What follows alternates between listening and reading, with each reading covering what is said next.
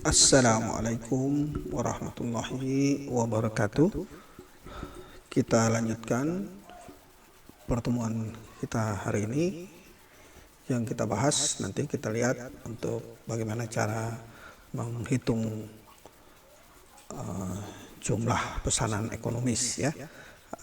Sebelum kita masuk ke materi bagaimana cara menghitung penjumlahan pesanan ekonomis, kita coba review sedikit apa yang dimaksud dengan perawatan perbaikan ya. Perawatan perbaikan itu adalah sebuah aksi di mana kita bisa menyelesaikan atau menanggulangi kerusakan-kerusakan yang terjadi secara cepat gitu ya. Itu corrective maintenance atau perawatan korektif. Kemudian adalah bagaimana prosedur-prosedur itu bisa diaplikasikan atau diterapkan pada semua peralatan atau mesin-mesin yang rusak setiap saat. Jadi ada suatu mesin rusak yang harus segera diperbaiki, kemudian bisa digunakan sebagaimana mestinya, gitu ya. Jadi itu adalah perawatan korektif.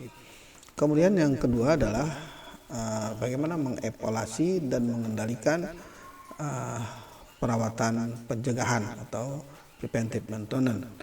Nah, di sini kita lihat bahwa ada sebuah pengendalian program di dalam perawatan pencegahan atau perawatan preventif, di mana kita butuh penanganan sebagai berikut, yaitu yang pertama itu harus dilakukan pemeriksaan pemeliharaan pencegahan secara periodik. Nah, ini periodik kemarin kita sudah bahas, yaitu mulai dari bisa mingguan, bulanan, triwulanan, 6 bulanan atau tahunan dan sebagainya. Itu harus benar-benar dicek in semuanya satu persatu, seperti apa yang mingguannya, bulanannya dan seterusnya. Ya, dari semua check in perawatan pencegahan periodik itu sendiri dibuatkan sebuah report atau laporan, di mana untuk melihat dan menganalisa apa saja yang dilakukan dalam proses perawatan preventif secara periodik itu sendiri, dan apa saja tindakan-tindakan yang harus dilakukan setiap kejadian yang ada di dalam proses perawatan preventif itu sendiri ya. Kemudian dibuat dievaluasi semuanya ya, dari laporan itu sendiri tadi semua dievaluasi, terus dianalisa kekurangan dan hal-hal yang perlu diperbaiki gitu, dalam setiap hasil laporan yang disampaikan, dianalisis. Oke, selanjutnya adalah ini yang disebut pengelolaan dan pengendalian spare part atau suku cadang, di mana suku cadang atau material adalah sebagai kunci utama yang dibutuhkan ya, sebagai bagian kunci dari suatu industri yang dibutuhkan untuk menyelesaikan semua pengaruh biaya yang terjadi dalam proses perawatan itu sendiri ya. Nah, kontrol spare part itu sendiri adalah bagaimana mengelola suku cadang yang dilakukan dalam suatu industri yang harus dikontrol atau dikendalikan dengan baik. Yang perlu dikendalikan itu adalah sistem recording atau rekam jejak dari spare part itu sendiri. Kemudian adalah sistem penggunaan ya. Sistem penggunaan ini kalau misalnya kita bisa kita bahas itu ya. Jadi sistem penggunaan itu bisa dikelola di dalam industri itu sendiri, bisa juga di luar industri yang kalau memang memungkinkan bisa dilakukan di luar. Seperti kalau sekarang itu sudah ada yang namanya Teknopark ya. Teknopark itu adalah salah satu upaya untuk penyewaan lahan atau lokasi untuk pergudangan. Karena kalau misalnya suatu industri menyimpan semua spare part di dalam suatu industri itu sendiri atau di pabrik itu sendiri mungkin tidak terlalu cukup ya, makanya diperlukan penyimpanan di luar, yaitu seperti di teknopark yang ada di lingkungan industri itu sendiri. Oke, ada penyewaan lokasi dan tempat, itu juga nanti juga bisa diperhitungkan seperti apa ya. Nah, pengelolaan dan pengendalian spare part itu sendiri, kita lihat di sini ada sebuah grafik yang menyatakan bahwa ada perhitungannya kapan suku cadang itu harus diperhatikan. Di sini ada grafik antara waktu dan jumlah yang suku cadang yang diperlukan ya, antara waktu dan jumlah. Dimana di sini kita lihat pemakaian itu harus menurun sampai suku cadang tertentu. Nah, sampai di situ ditentukan sebagai batas pemesanan kembali. Jadi jangan sampai waktunya kurang tepat atau kelebihan waktu ya, nanti akan sia-sia kalau misalnya ada keterlambatan batas pemesanan kembali suku cadang, maka akan berpengaruh pada produksi. Tapi kalau misalnya kelebihan suku cadang juga akan menjadi mubazir, dan ini harus dikendalikan sebagai mestinya, di mana ada di situ memiliki ada standar pemesanan ya, ada standarnya ya, di mana ditentukan standar jumlah yang harus ditentukan sebagai suku cadang dan kapan harus ditentukan. Kemudian ada di situ ada stok maksimum dan stok minimum. Jadi harus ada batas di mana berapa pesanan yang harus ada di gudang dan berapa maksimum suku cadang yang ada di gudang gitu ya.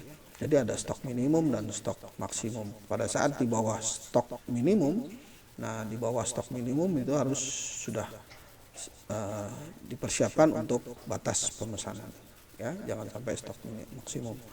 Oke, selanjutnya adalah sebuah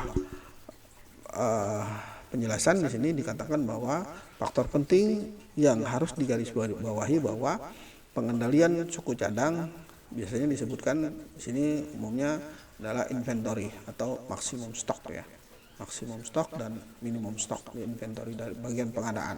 Kemudian ada standar booking ya, biasanya kita ditentukan ada pemesanan atau booking standar yang sudah ditentukan.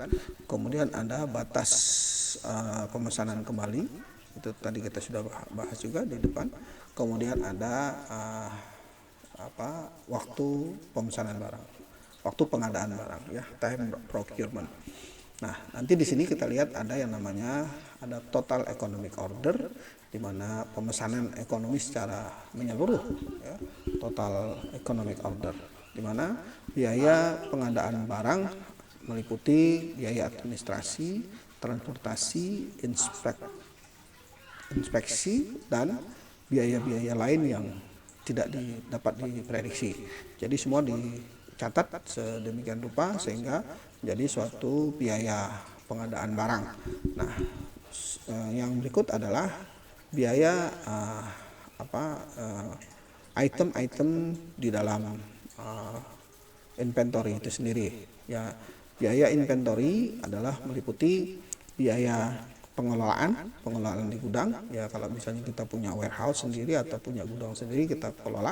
Kemudian bagaimana kalau misalnya kita nyewa di luar, itu harus diperhitungkan. Kemudian ada asuransi dari barang-barang yang disimpan di gudang ya. Kemudian ada ada yang disebut obsolescence dan di prediction, jadi di luar kendali. Ada hal yang kendala-kendala lain, kemudian ada yang tidak diprediksi sebelumnya, itu hal-hal yang di luar kendali, itu harus diperhitungkan juga, dikendalikan ya. Kemudian suku cadang di gudang itu merupakan gudang yang khusus biasanya ya. Arti dibilang khusus ini kalau misalnya memang dibuat ada gudang mesin ya gudang mesin, ada gudang elektronik ya gudang elektronik, ada gudang bangunan ya gudang bangunan, itu disebut special spare part warehouse. Kemudian ada part warehouse yang biasa digunakan, kemudian ada warehouse care, jadi kepedulian terhadap gudang itu sendiri. Jadi itu yang harus diperhatikan ya. Kemudian kita coba melihat di sini bahwa jumlah pesanan ekonomis yang tadi sudah kita bahas, yaitu adalah penilaian atas pemesanan barang dalam jumlah ekonomis, mencakup perhitungan biaya tadi ya. Dikatakan bahwa biaya pengadaan barang itu termasuk biaya administrasi, pengangkutan, inspeksi, dan biaya-biaya lain yang tidak terguna. Kemudian ada biaya inventarisasi barang, itu termasuk biaya pengelolaan, penyimpanan di gudang, asuransi, keusangan, penyusutan, dan lain-lain. Yang besarnya biasanya mengikuti biaya itu sendiri sekitar 10-20% dari harga rata-rata barang yang disimpan. Kemudian jumlah pesanan ekonomis dapat beroleh apabila besarnya biaya pengadaan barang sama dengan besarnya biaya inventarisasi. Jadi itu harus ditekan. Nah, bagaimana kita cara menghitung jumlah pesanan ekonomis? Sebagai contoh di sini adalah apabila A dikatakan sebagai jumlah barang yang dibutuhkan per tahun, P adalah biaya pengadaan pesanan per pesanan, order per order. Kemudian C adalah biaya inventarisasi per barang setahun. Nah, biaya inventarisasi barang per tahun itu adalah biaya total inventarisasi per tahun dibagi jumlah barang yang diperlukan dalam waktu 1 tahun. Nah, Q itu adalah jumlah pesanan ekonomis. Ini jumlah ya, bukan jumlah, tapi jumlah pesanan ekonomis gitu. Nah, selanjutnya adalah kita lihat di sini biaya pengadaan barang per tahun itu kita buatkan rumus adalah perbandingan lurus antara jumlah barang yang dibutuhkan per tahun dengan biaya pengadaan dan berbanding terbalik dengan jumlah pesanan ekonomis. Kemudian biaya inventarisasi itu adalah dalam waktu setahun itu sama dengan setengah dari jumlah pesanan ekonomis dikalikan dengan biaya inventarisasi per barang setahun ya. Sebagai contoh ini lagi kita lihat, jadi kalau misalnya dari persamaan harga total, misalnya A dikali P dibagi Q sama ditambah Q kali C dibagi 2, maka jumlah pesanan ekonomis yang dibutuhkan atau harga total minimum yang diperlukan adalah dari rumus di atas kita turunkan menjadi Q sama dengan akar 2 kali A dikali P dibagi C ya. 2 kali A kali P dibagi C kemudian diakarkan ya, itu Q ya. Kemudian ini contoh banyaknya barang yang dibutuhkan, ini contoh saja sebagai soal ya. Misalnya di dalam waktu tertentu gudang membutuhkan 20 unit barang gitu ya, 20 unit barang per tahun, di mana biaya pemesanan termasuk ongkos-ongkos dan sebagainya itu dalam pengadaan barang itu adalah Rp4.096 per pesanan. Nah, harga barang per unit itu misalkan Rp1.000. Ditanyakan biaya inventarisasi per tahun itu adalah 16% dari harga rata-rata barang yang disimpan. Kemudian tentukan jumlah pesanan ekonomis dan batas pemesanan kembali bila waktu pengadaannya adalah 3 bulan. Nah, kita lihat di sini bahwa kita tentukan dulu banyaknya barang itu udah A 20 unit per tahun, kemudian biaya pesan per ongkos itu adalah P 4.096 per pesanan, kemudian harga barang per unit itu adalah B Rp1.000, kemudian biaya inventarisasi itu adalah I 16% dari harga rata-rata, kemudian biaya per tahun itu yang ditanyakan. Kita tinggal memasukkan rumus dari yang kita lihat di atas itu adalah bahwa C itu sama dengan A dikali B dikali I dibagi 2 atau setengah kali A kali B kali I. Jadi A 20, B 1000, kalau I nya adalah 16%, sehingga 20 dikali 1000 dikali 0,16 dikali setengah atau dibagi 2 itu adalah menjadi C terdapat Rp160. Nah, kemudian jumlah pesanan ekonomis kita tentukan dari rumus juga di atas, di mana Q itu adalah 2 kali A kali P kali C, karena C kita sudah dapat, sehingga kita buat 2 kali 20 kali 4.096 dikali 160, kemudian diakarkan dari dari 1024 akarnya adalah 32 unit. Karena kita dapat Ki itu adalah 32 unit. Jumlah pesanan ekonomisnya adalah 32 unit. Nah, batas pemesanan kembali kita tentukan Ki 0 sama dengan A dikali T0. Ya, waktu tertentu di mana Ki juga dalam kondisi 0. Di mana banyaknya barang, di mana A itu kita tentukan tadi, lihat 20 unit per 12 bulan. Jadi 1 tahun, dalam 1 tahun 20 unit. Nah, waktu pengadaan T0 itu tadi di soal kita lihat adalah 3 bulan. Sehingga diperoleh bahwa Q0 itu adalah A dikali T0, 20 dibagi 12 dikali 3 bulan itu sendiri.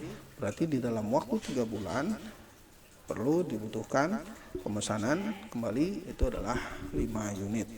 Baik, sampai di situ. Nanti kita bahas selanjutnya adalah hal-hal yang perhitungan yang berbeda. Demikian, billahi taufiq wal hidayah. Wassalamualaikum warahmatullahi wabarakatuh.